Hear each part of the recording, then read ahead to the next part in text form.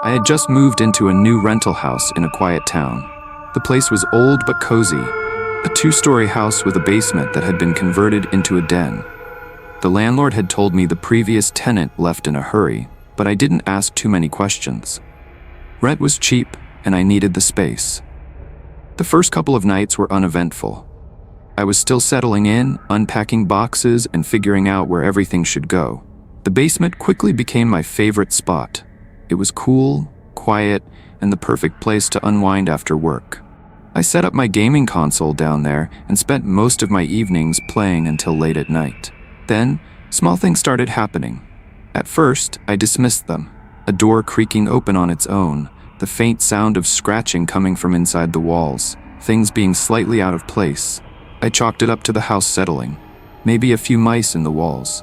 Nothing I couldn't handle. One night, as I was playing a game, I heard something shift in the basement's storage closet. It wasn't a loud noise, just a faint scuffling, like something moving. I paused the game and listened, but everything was silent again. I told myself it was just my imagination, but I couldn't shake the uneasy feeling creeping up my spine. The next night, I was lying in bed upstairs when I heard footsteps in the basement. Not faint scurrying, not house-settling creaks, actual, deliberate footsteps. My heart pounded as I strained to listen. I grabbed my phone and slowly made my way downstairs, turning on every light along the way. The basement was empty. The storage closet door was slightly ajar, but nothing seemed out of place. I checked the locks on the doors and windows before heading back upstairs, convincing myself I had imagined it. But things got worse. Over the next few nights, I would wake up to the sound of footsteps below me, always around the same time, 3 a.m. The basement door at the top of the stairs would be open in the morning, even though I knew I had shut it. One morning, I found all the cabinet doors in the kitchen wide open. I started feeling like I was being watched, but no matter how much I searched the house, there was never anyone there. One night, I decided to stay up and keep watch. I sat in the living room with my phone, waiting. Hours passed, and just as I was about to give up and head to bed, I heard something. It wasn't footsteps this time, it was breathing. Slow, steady breathing. Coming from the basement, my body froze. It was close, too close, like someone was just on the other side of the basement door.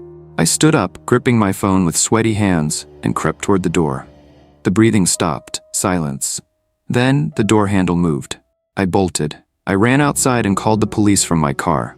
When they arrived, they searched the entire house, but found nothing. No signs of forced entry. No one hiding inside. The basement was empty. But there was something off about the storage closet.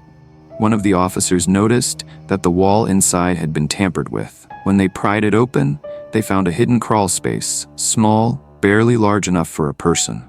Inside, there were blankets, a few empty food wrappers, and a single Polaroid photo pinned to the wooden frame. It was a picture of me, taken from inside the house. I moved out the next day. I didn't ask any more questions. I didn't want to know how long someone had been living in my house watching me. I still wake up sometimes in the middle of the night, convinced I can hear footsteps. I keep my doors locked, my curtains closed, and my basement sealed.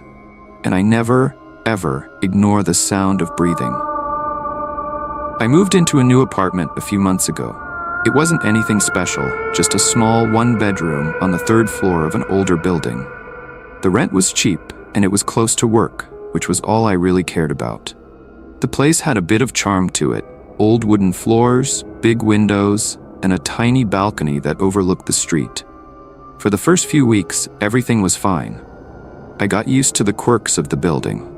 The pipes that clanked when the heat kicked on, the way the floor creaked, no matter where you stepped, and the occasional flicker of the old hallway lights. It wasn't anything I couldn't handle. Then, strange things started happening. It started with the sounds. Late at night, when I was lying in bed, I would hear faint knocking. At first, I assumed it was one of my neighbors. The walls were thin, and I figured someone was knocking on their own door or moving furniture around. But after a few nights, I realized something was off. The knocking wasn't coming from the hallway or the apartment next to mine. It was coming from inside my closet. I tried to ignore it at first, brushing it off as the building settling or pipes shifting. But then the knocking turned into scratching. Soft, deliberate scratching, like nails dragging against wood. I told myself it was just my imagination, but every night it got a little louder, a little closer. One night, I finally worked up the courage to check. I grabbed my phone, turned on the flashlight, and slowly crept toward the closet. My heart was pounding as I reached for the doorknob. I took a deep breath and yanked it open. Nothing. The closet was empty, except for my clothes and a few boxes. I let out a shaky laugh, feeling ridiculous. Maybe I was just stressed from work. I closed the closet door and went back to bed, convincing myself I was overthinking everything. But the next night, things got worse. I woke up around 3 a.m. to the sound of heavy breathing. It was coming from the closet. My entire body froze. I held my breath, listening. The breathing was slow, deep, and unmistakably human. I wanted to run, to get out of that apartment as fast as I could, but I couldn't move. My legs felt like they were cemented to the mattress. I reached for my phone on the nightstand, my fingers shaking so badly I nearly dropped it. I turned on the flashlight again and aimed it at the closet. The door was open.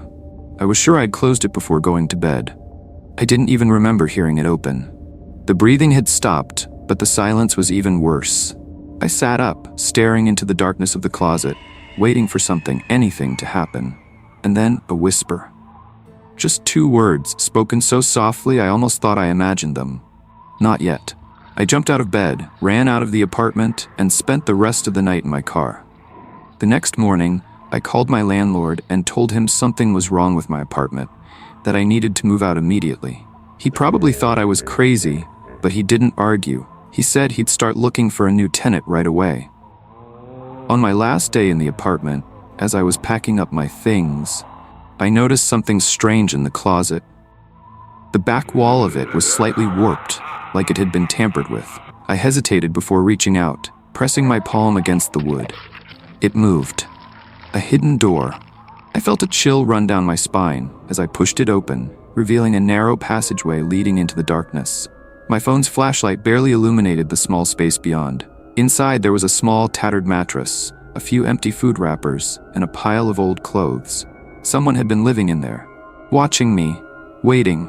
I didn't stick around to find out more. I grabbed my things, left the keys on the counter, and never looked back. That was 3 months ago. I moved to a new apartment across town, in a newer building with no history. But sometimes, late at night, I swear I still hear it. That slow, deliberate scratching, like nails dragging against wood. I recently got a job at a Mexican joint in a neighboring town. The area was a bit sketchy, but it wasn't anything I couldn't handle. I was also pretty desperate for money, so it's not like I really had a choice. Plus, I figured working nights wouldn't be so bad, since I'd have most of the day to myself.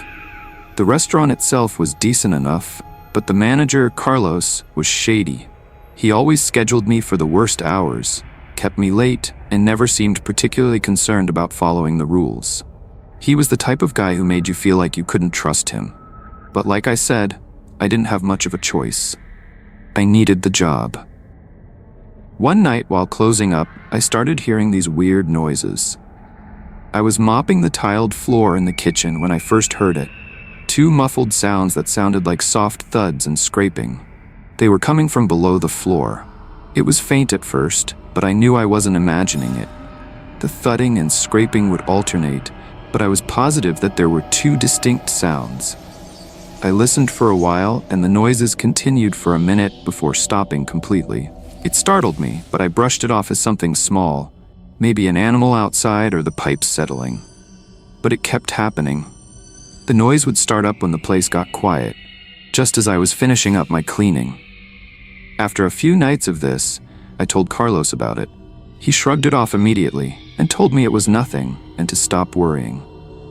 He went as far as to say the restaurant didn't even have a basement. That's when I got a little suspicious. I knew he was lying because I had literally seen the window wells around the back of the building. I wanted to tell him that, but held my tongue. I figured I'd give it another day. Maybe the noises would stop on their own. Of course, the noises continued. I complained to him the next day and told him that the place must have a basement since there were literally windows below the ground. That's when he gave me a strange look and insisted that there was no basement. He told me that the previous owners of the building had sealed it years ago and no one could get in or out. Then he told me in a firm voice to just focus on my job and stop poking around. The way he said it, so dismissive and firm, gave me a bad feeling, but I didn't want to lose the job, so I dropped it. I figured maybe it was just some animal that had somehow gotten in. It was just weird that Carlos was so insistent on not checking it out or taking me seriously. For the next few days, the noises persisted. Every night, it was the same. Those strange low thuds and occasional scraping, like something or someone was moving down there. I couldn't shake the feeling that something wasn't right, but I tried to ignore it. Then one night after closing up, curiosity got the better of me. I decided to take a look for myself. I walked around to the back of the building where the window wells were. I crouched down and tried to peer through one of the windows. It was pitch black inside, and I couldn't see anything, even with my phone flashlight. Just as I was about to give up, a light flickered on inside the basement, just for a second. Then it snapped off before I could see anything clearly. I froze, my heart racing, unsure of what I had just seen. I rushed back to my car, too freaked out to go back inside, but I didn't tell Carlos. Something about the whole situation made me feel like it was better to keep quiet. I was not prepared for what was about to happen, though. The next time I closed, I couldn't resist the urge to check out those windows again. My hands were shaking as I walked around the building. I knew nothing good was going to come from poking around. I crouched down to get a good look. As I leaned in closer, I saw it. Pressed up against the glass was a face. It was a man, but not just any man. He looked completely deranged. His hair was wild, and his face was filthy, like he hadn't bathed in weeks. His yellow eyes were wide, staring right at me through the glass. He bashed his head against the window and gave me this demented smile. I screamed and stumbled back, totally losing it. I ran for my car without looking back. My hands shook as I fumbled with my keys, but I managed to get in and speed off before anything else could happen. The next day, I couldn't keep quiet anymore. I went straight to Carlos and told him everything. To my surprise, he didn't even try to deny it. Instead, he sat me down and actually told me the truth. He admitted that the person I had seen was actually his brother, who had been living in the basement. He said his brother was mentally ill, dangerous even, and Carlos had been hiding him down there to keep him out of trouble. The basement had been sealed off to the public years ago, but Carlos had found a way to let his brother live down there, away from prying eyes. He urged me not to say anything and said he'd appreciate it if I forgot this whole thing ever happened. I didn't know what to say. I wanted to quit right then and there, but I couldn't. I was so strapped for cash that the idea of looking for another job didn't feel like a real option. So I stuck around, convincing myself it would be fine as long as I stayed away from the basement. I tried to keep my head down and avoid Carlos, but the whole thing left me on edge. A few weeks later, something happened that made me regret staying. It was late, and I had just finished closing up. As I walked to my car, I noticed something, or someone, lurking in the tree line next to the parking lot. It was just a figure, but I knew in my gut it was a person. I had a feeling I knew who it was. My heart started racing, but I pretended not to notice. I kept walking, trying to stay calm. But then I heard footsteps behind me. I glanced over my shoulder, and there he was, the same man from the basement. He was hobbling strangely toward me, but clearly moving as quickly as he could. I scrambled for my keys and managed to unlock the door and throw myself inside, just as he reached the door. He slammed his face against the window, smearing it with dirt and sweat, and started pounding on the glass. I screamed, but couldn't think straight. All I knew was that I had to get out of there. I sped off as fast as I could. I'm not sure how I made it home that night without crashing. I've never been more scared in my entire life. I still thank God that he had some kind of limp. Otherwise, he would have definitely caught me. That was my last night working at the restaurant. I called the police from the safety of my apartment, but I never went back. I didn't want to know what happened next, whether they found the man, or if Carlos got in trouble for what he'd done. I just couldn't be involved anymore. Even now, though, I can't shake the feeling that Carlos might come looking for me one day. I don't know if he'd go to great lengths to do something like that, but it's a thought that sits in the back of my head. I never found out what happened to the restaurant Carlos or his brother, and honestly, I don't think I want to.